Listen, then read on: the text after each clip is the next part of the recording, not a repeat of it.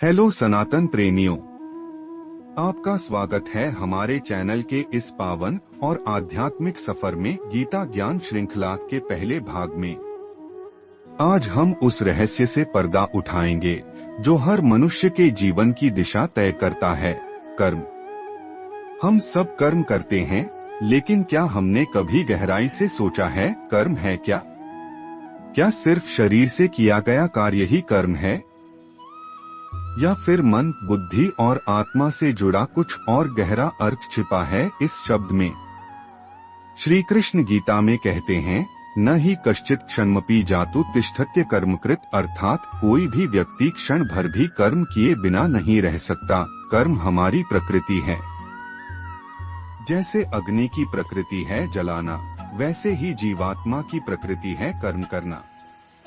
परंतु एक प्रश्न मन को कुरेदता है, यदि हम हर क्षण कर्म कर रहे हैं तो फिर हमें पाप और पुण्य का बंधन क्यों होता है? उत्तर श्री कृष्ण देते हैं, कर्मण्येवाधिकारस्ते मा फलेषु कदाचन, अर्थात तुम्हारा अधिकार केवल कर्म करने में है, उसके फल में नहीं। यहाँ गीता हमें निष्काम कर्म का बोध कराती है, ऐसा कर्म जिसमें न स्वार्थ हो न फल की आकांक्षा, केवल समर्पण। निष्काम कर्म ही वह दीप है जो अंधकारमय इच्छाओं को जलाकर आत्मा को प्रकाश की ओर ले जाता है। जब हम कर्म करते हैं बिना अपेक्षा के, तब हम बंधते नहीं बल्कि मुक्त होते हैं। वहीं अपेक्षा से किया गया कर्म, चाहे वह धर्म के नाम पर ही क्यों न हो, हमें पुनः बंधनों में डाल देता है। तो फिर क्या करें, कैसे करें? श्री कृष्ण कहते हैं, योगः कर्मसु कौशलम, अर्थात कर्म में कुशलता ही योग है। यह कुशलता मात्र दक्षता नहीं, यह है स्मरण, जागरूकता और समर्पण।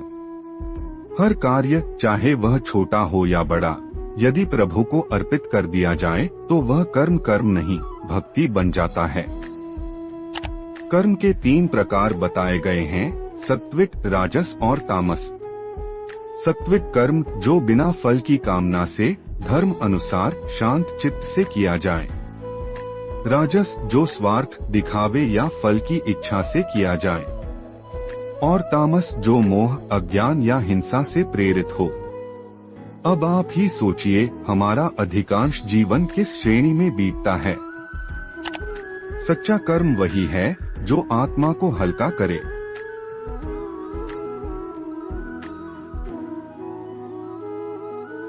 तो समझिए वह कर्म नहीं, बंधन था।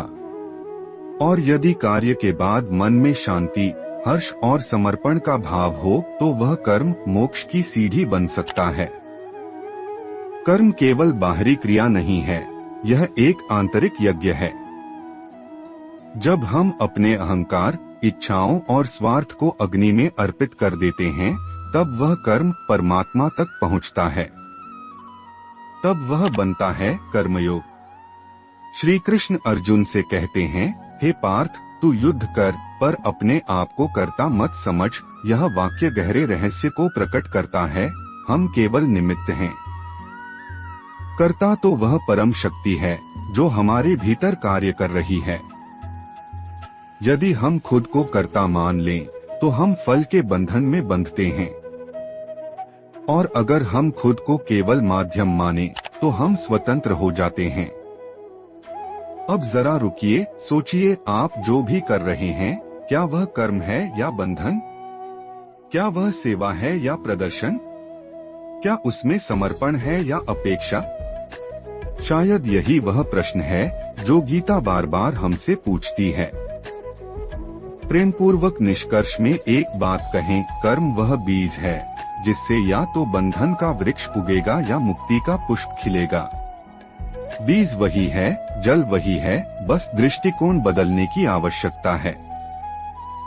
गीता हमें दृष्टिकोण देती है, कर्म को योग बना देती है और अंततः जीवन को भगवान की ओर मोड़ देती है। यदि आपको यह ज्ञानपूर्ण यात्रा थोड़ी भी मूल्यवान लगी हो तो लाइक जरूर करें, अपने प्रियजनों के साथ शेयर करें और हमारे चैनल को सब्सक्राइब करना न भूलें। यह केवल एक वीडियो नहीं, एक साधना है, एक तपस्या है जो सनातन आत्माओं को फिर से जागृत कर रही है।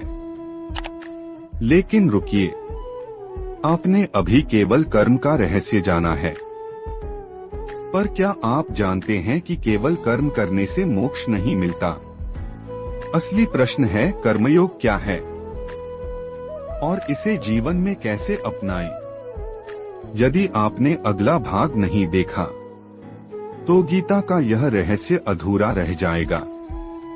गीता ज्ञान श्रृंखला भाग 2 कर्मयोग क्या है और इसका जीवन में कैसे प्रयोग करें जल्द आ रहा है। हरि ओम।